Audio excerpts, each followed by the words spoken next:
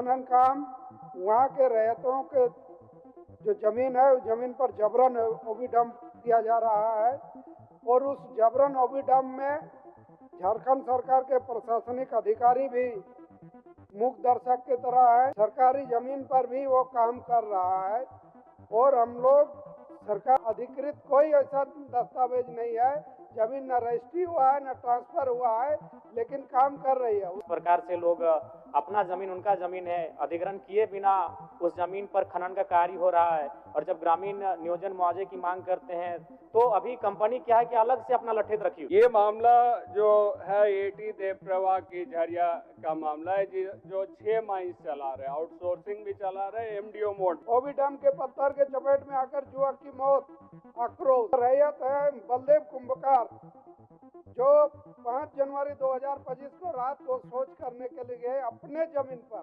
अपने रैयती जमीन पर, रात को उसको हाईवा से कुचल के मार दिया। श्री चंद्रदेव महतो जी। अध्यक्ष महोदय, मेरा ध्यान आकर्षण बीसीसीएल के क्षेत्र संख्या 10 में जो बीसीसीएल का काम कर रही एटी देव प्रवाह द्वारा बलियापुर प्रखंड के सुरुंगा और झरिया के भोरा से संबंधित था, जिसमें बलियापुर प्रखंड के सुरुंगा से संबंधित जवाब आया है। जवाब जो ध्यानाकर्षण में जो उल्लेख किए गए थे उसी चीज को जवाब में रखा गया है, थोड़ा विस्तार करके बताया गया है।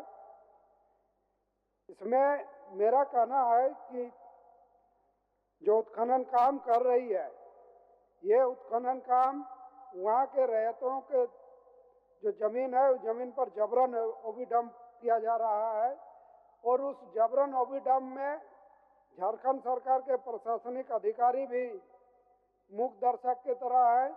हम लोग को जो इस पर जो एफआईआर हुआ, सीओ द्वारा जो एफआईआर किया गया है 23/12/2023 को, ये एफआईआर भी लगातार 2 महीना तक वहाँ के रैयत धरना पर बैठे, उस धरना में हम भी शामिल थे, तब ये एफआईआर हुआ। इसके बाद भी जो कार्रवाई हुई वो भी गांव के लोग लगातार आंदोलन करते हैं तभी होता है और सिर्फ यहीं तक सीमित रह जाता है। वहीं दूसरी ओर यदि आंदोलन में जाते हैं तो उस पर गांव के लोगों पर, रैयतों पर तो तुरंत कार्रवाई होती है।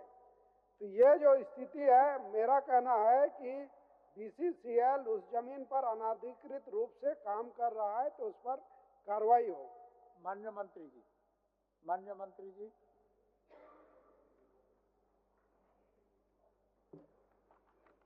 अध्यक्ष महोदय, ये हम लोग ने इसका जवाब दिया है कि इस पर अतिक्रमणवाद का कार्रवाई चल रहा है, जिसमें 2 नोटिस निर्गत की जा चुकी है।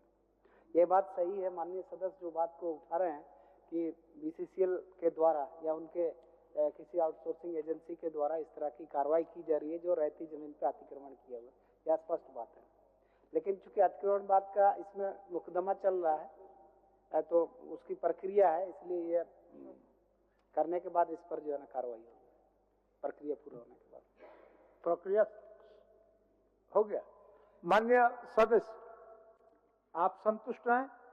नहीं महोदय, मेरा कहना है कि जो प्रक्रिया है, प्रक्रिया बताया जा रहा है, सिविल का जैसे मामला चलता है उस हिसाब से करके छोड़ दिया जाता है। जो जवाब आया इसमें सरकारी जमीन भी है, सरकारी जमीन पर भी वो काम कर रहा है और हम लोग, सरकार उसको काम करने दे रही है। हम लोग सिर्फ जोड़ रहे हैं कि केंद्र के पास बकाया 1,36,000 करोड़ का है, लेकिन जो बनता है उस जमीन पर, सरकारी जमीन हो चाहे रैयती जमीन पर हो, बीसीसीएल जो काम कर रही है उसके पास अधिकृत कोई ऐसा दस्तावेज नहीं है, जमीन न रजिस्ट्री हुआ है न ट्रांसफर हुआ है, लेकिन काम कर रही है। उसमें जब लोग हक मांगने जाते हैं तो सिविल सूट के तरफ कार्रवाई होती है और जब कुछ बोलने जाते हैं तो उस पर क्रिमिनली में कार्रवाई होता है। हम बताना चाहेंगे सदन को कि एक रैयत है बलदेव कुंभकार जो 5 जनवरी 2025 को रात को शौच करने के लिए गए अपने जमीन पर, अपने रैयती जमीन पर, रात को उसको हाईवा से कुचल के मार दिया गया। वो रात को अपने घर से निकल नहीं सकते हैं। उस स्थिति, वहाँ की स्थिति ऐसी है कि जलस्तर बहुत नीचे चल गया है, कोई रनिंग वाटर नहीं है, किसी कुआं में पानी नहीं है, कोई चापाकल नहीं चलता है, बाहर शौच के अलावा दूसरा कोई नहीं है। बाहर निकलते हैं तो रात को 9 बजे के बाद लगता है कि दूसरे का राज चल रहा है, दूसरा साम्राज्य है। दूसरी ओर देखे राजू भैया विगत 2 मार्च को उनको अपना घर से निकले थे, घर को साफ करने के लिए। ओबीडम का चपेट में, पत्थर के चपेट में आने से युवक की मौत हो गई। अखबार का हेडलाइन देखिए, ओबीडम के पत्थर के चपेट में आकर युवक की मौत, आक्रोश। ये जो स्थिति है, मेरा कहना है कि राज्य सरकार का उसमें दखल हो, राज्य सरकार उस पर कमेटी बनाए या फिर बीसीसीएल के सीएमडी डीपी जितने पदाधिकारी हैं उन लोग को बुला करके स्थिति स्पष्ट करने का काम हो। अरूप जी, आप भी हस्ताक्षरी हैं, आप भी पूछ लीजिए, एक साथ मंत्री जवाब दे देंगे। मैं 1 मिनट से भी समझाने की कोशिश करता हूं। जो कोल इंडिया जो है वो 3 तरीके से माइनिंग करती है। एक तो है आउटसोर्सिंग मोड में, दूसरी एमडीओ है, तीसरी रेवेन्यू शेयरिंग। एमडीओ या रेवेन्यू शेयरिंग में जमीन आपको अपने परचेज करके आपको करना है। अगर कोई विस्थापन की भी स्थिति है तो वो कंपनी को करना है, वो प्राइवेट कंपनी को करना है। ये मामला जो है एटी देव प्रवाह की झरिया का मामला है, जो 6 माइंस चला रहे हैं, आउटसोर्सिंग भी चला रहे हैं, एमडीओ मोड भी, लेकिन घटना जो दिखा रहा है वो एमडीओ मोड की दिखा रहे हैं। अध्यक्ष महोदय, थोड़ी ये से एक तो है जो रैयतों की जमीन की मुआवजा बिना दिए उस पर बार बार डंपिंग कर रहे हैं। बीसीसीएल मैनेजमेंट मुखदर्शक होकर बैठे हुए। अध्यक्ष महोदय, ये व्यवस्था का पार्ट नहीं है। ये जो कॉन्ट्रैक्टर की बात हो रही है, ये व्यवस्था के अंतर्गत नहीं है, व्यवस्था इसके अंदर है। मतलब हमारा कहना है जो राजनीतिक संरक्षण के साथ साथ इन लोगों की पुलिस प्रशासन सब, कोई रैयत जाती है तो उनकी लठैत भी मारती है, पुलिस भी केस करती है, पुलिस भी मारती है, तो लोग जाएंगे कहाँ, किसके दरवाजे जाएंगे? जाने की तो रास्ता भी नहीं है। सिर्फ ये नहीं है अध्यक्ष महोदय, आप देखिए कितने कर की चोरी आपके कोल इंडिया कर रहे हैं। आप जो सरकारी जमीन है, हम तो रैयत है तो ठीक है, हम अपनी जमीन को देख रहे हैं, लेकिन जो सरकारी हजारों एकड़ जो आउटसोर्सिंग वाले जो कोल इंडिया पूरा ईसीएल, बीसीसीएल, सीसीएल में कर रहे हैं, वो कॉमर्शियल माइनिंग कर रहे हैं। आप कॉमर्शियल माइनिंग का टेंडर कर रहे हैं और हमें रेट दे रहा है जो कृषि भूमि का रेट है। हमें कृषि भूमि का रेट वो भी जमा नहीं करते। सरकार जानेगी तब तो जो भाई ये आउटसोर्सिंग में या ये कोल इंडिया ने कितना जमीन पर हमारे डंपिंग कर दिए, हमारे माइनिंग कर दी। इसका अलग से सर्वेक्षण हो तो हमको लगता है 1,36,000 करोड़ से भी कहीं ज्यादा रेवेन्यू आज हमको कोल इंडिया से मिलेगी। झारखंड की लॉस है ये, तो इसकी एक अलग से विधानसभा कमेटी बनाए और इन तमाम आउटसोर्सिंगों की जांच करने के लिए, एमडीओ मोड की जांच करने के लिए, रैयतों को, हमारे झारखंड वासियों को संरक्षण करने के लिए हम समझते हैं जो झारखंड विधानसभा, माननीय अध्यक्ष महोदय, आप विधानसभा की एक कमेटी बनाइए और पूरी सारे माइनिंग एक्टिविटीज की कोल का जांच हो।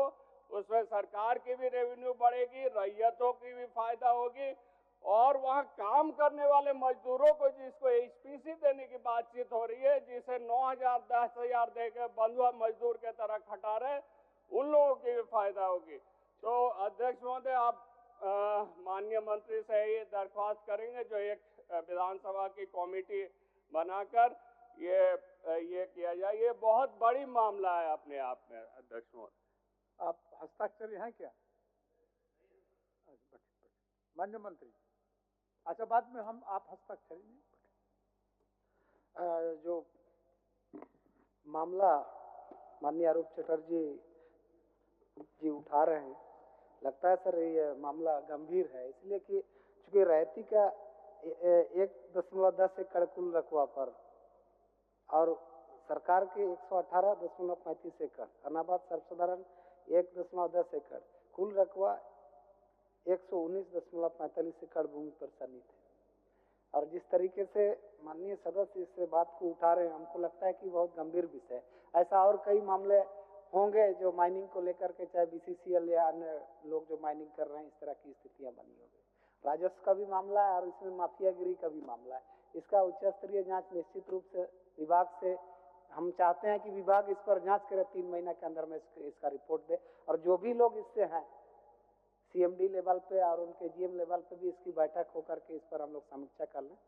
और यदि माननीय सदस्य चाहते हैं कि इसका आउटपुट एकदम ऐसा है तो हमको कोई ऐतराज नहीं है कि इस पर कार्रवाई होना चाहिए, और बहुत बड़ा मामला लगता है। यदि आप चाहें अध्यक्ष महोदय तो इस पर आप नियमन भी दे सकते हैं उन माननीय सदस्य के हिसाब से।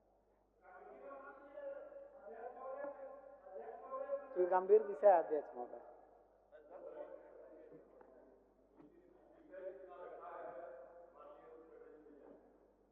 सौ गुना गंभीर मामला है। निहायत गुंडागर्दी चल रही है और ये लोग नदियों में भी ओवरबर्डन को गिरा दे रहे हैं। एक कमेटी बने सदन की, जांच करे और कैसे एक ही कंपनी को 5-5, 6 आउटसोर्सिंग मिल जाता है। इसमें बीसीसीएल की मिली भगत है और बीसीसीएल पर कार्रवाई होनी चाहिए इस मामले। बोलिए जयराम जी।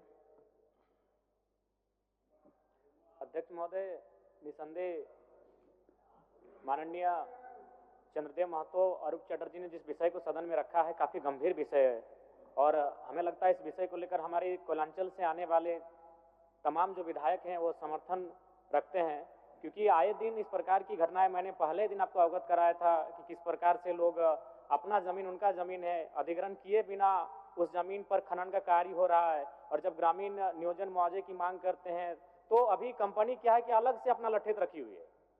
ये लोकतंत्र में कहीं ना कहीं लठेत तंत्र चल रहा है अध्यक्ष महोदय, इसलिए एक कमेटी हो और बिल्कुल उन पर कार्रवाई किया जाए। अगर कार्रवाई नहीं करते हैं तो उनका मनोबल बढ़ेगा अध्यक्ष महोदय, इसलिए एक कमेटी बनाई जाए और इन पर कार्रवाई करी जाए, मैं ये आपसे मांग करता हूँ। अध्यक्ष महोदय, एक सेकंड मंत्री जी, एक सेकंड। क्या बोल? अध्यक्ष महोदय, ये हमारे धनबाद जिला का ही मामला नहीं है, ये मामला पूरा कोयलांचल का है। ये आउटसोर्सिंग कंपनी के द्वारा बीसीसीएल आम मजदूर हो, आम रैयत हो या सरकारी जमीनों का, एक तरह से वो लोग जो है सरकारी जमीनों का भी वो लोग रैयतों के साथ साथ ये कर रहा है अध्यक्ष महोदय।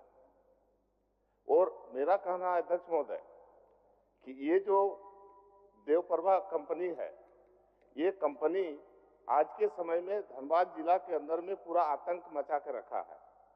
अभी माननीय सदस्य अरूप चटर्जी ने कहा कि प्रशासन उसके साथ नहीं है, उसके अंदर में नहीं है, प्रशासन उसके अंदर में है, प्रशासन के अंदर वो नहीं है।